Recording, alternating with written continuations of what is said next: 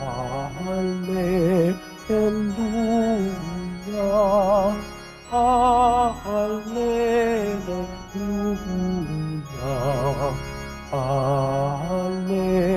hallelujah.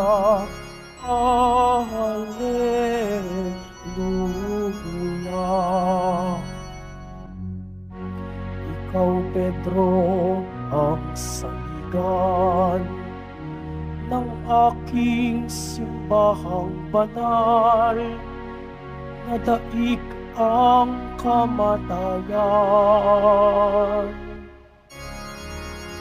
Hallelujah, hallelujah,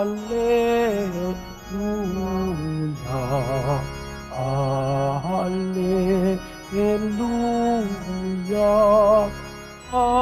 hallelujah.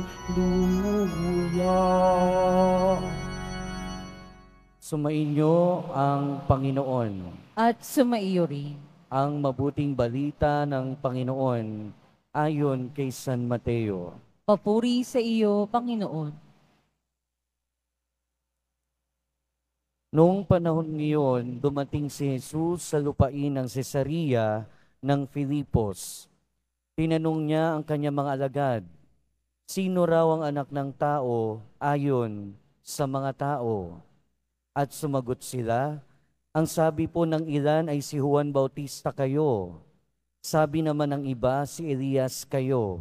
At may nagsasabi pang si Jeremias kayo o isa sa mga propeta. Kayo naman, ano ang sabi ninyo? Sino ako? Tanong niya sa kanila. Sumagot si Simon Pedro, kayo po ang Kristo, ang anak ng Diyos na buhay. Sinabi sa kanya ni Jesus, mapalad ka, Simon, na anak ni Jonas, sapagkat ang katotohanan ito ay hindi inihayag sa iyo ng sinumang tao, kundi ng aking Ama na nasa langit. At sinasabi ko naman sa iyo, ikaw ay Pedro, at sa ibabaw ng batong ito, itatayo ko ang aking simbahan, at hindi makapananaig sa kanya kahit ang kapangyarihan ng kamatayan. Ibibigay ko sa iyo ang susi ng kaharian ng langit.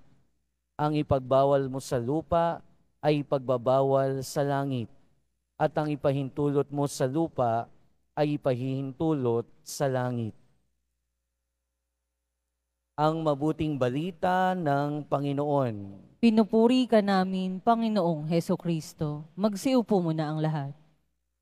Welcome po sa Minor Basilica and National Shrine of Jesus Nazareno at magandang umaga sa inyong lahat. Ngayong araw mga kapatid, pinagdiriwang natin ang kapistahan ni na San Pedro at San Pablo.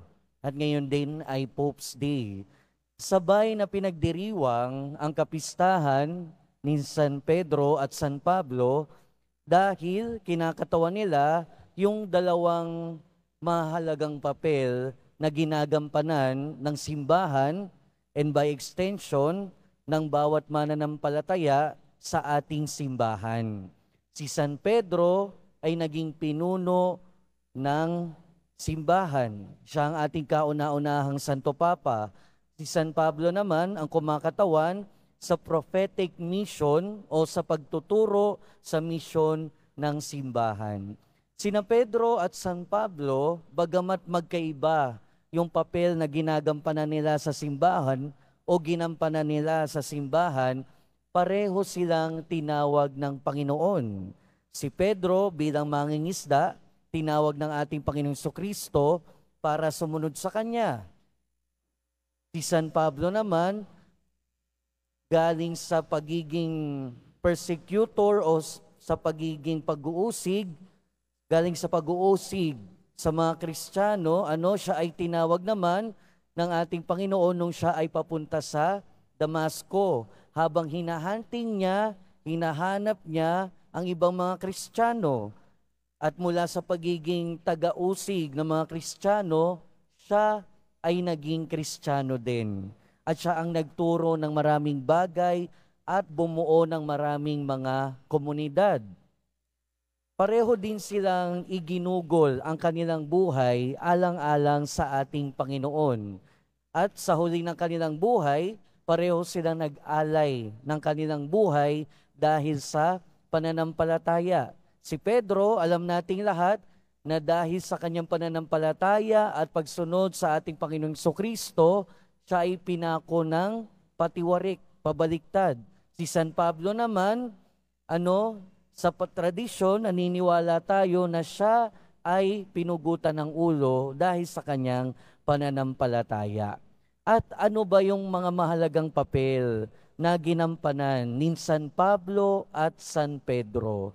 Sabi ko nga kanina, si San Pedro ay ang naging kauna-unahang Santo Papa natin.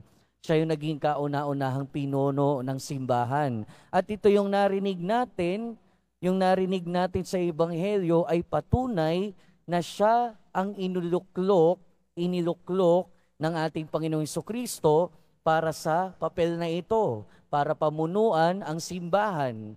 Hindi lamang yung unang simbahan, pero ito ay nagtuloy-tuloy sa pamamagitan ng pagpapasa-pasa ng kapangyarihan ng simbahan ng Santo Papa sa pamamagitan ng pagpapatong ng kamay. At si San Pablo naman, malaki yung kanyang nagampanan na papel dahil maraming mga komunidad ng Kristiyano ang nabuo sa pamamagitan ng pagtuturo at pagpapahayag ng mabuting balita ni San Pablo. Kaya itong dalawa na ito, they represent the two essential roles sa ating simbahan, ang pamumuno at ang pagtuturo.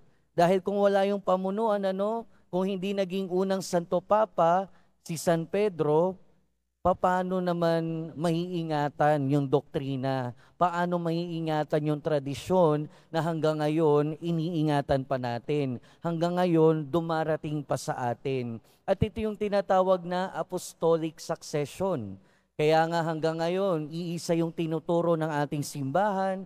Kaya hanggang ngayon, iisa ang ating sinasampalatayanan sa loob ng nakalipas na mahigit 2,000 taon. At yun ay dahil sa pamumuno ng Santo Papa na nagsimula kay San Pedro. Pero kung merong namumuno, merong centralized na pamumuno sa ating simbahan, syempre, kailangan din merong mag-reach out. Kailangan merong pumunta at magturo sa mga tao. At yun ang ginawa ni San Pablo. At si San Pablo ang naging halimbawa ng pagkakaroon ng zeal sa pagmimisyon. At pinapakita din ni San Pablo sa atin na bilang Kristiyano, tayo din naman ay tinatawagan para maging misyonero. At ano yung tinuturo sa atin ng dalawang tao na ito? Ano yung mga matututuhan natin mula sa dalawang apostol na ito na nag-alay ng kanilang buhay? Unang-una, tinuturuan tayo, pinapaalalahanan tayo ng kapistahan na ito na ipanalangin ang ating Santo Papa. Tayo mga Katoliko, as of this moment, merong 1.3 billion Catholic sa buong mundo. At iisang tao ang namumuno sa atin. At yun ay ang Santo Papa. So isipin nyo na lang kung gaano kabigat yung role, yung papel na ginagampanan ng Santo Papa. Pinamumunuan niya yung mahigit 1 bilyong mga Katoliko. At sa kabila ng mga iskandalo, sa kabila ng mga pagkakamali ng mga tao sa ating simbahan, nananatili ang simbahan, nananatili na merong namumuno dahil nananatili ang grasya ng Diyos. Pero kailangan natin laging ipanalangin na patuloy tayong pamunuan ng Espiritu Santo ng Diyos sa pamamagitan ng Santo Papa. Pangalawa, pinapaalala sa atin ng kapistahang ito na lahat tayo merong papel na ginagampanan.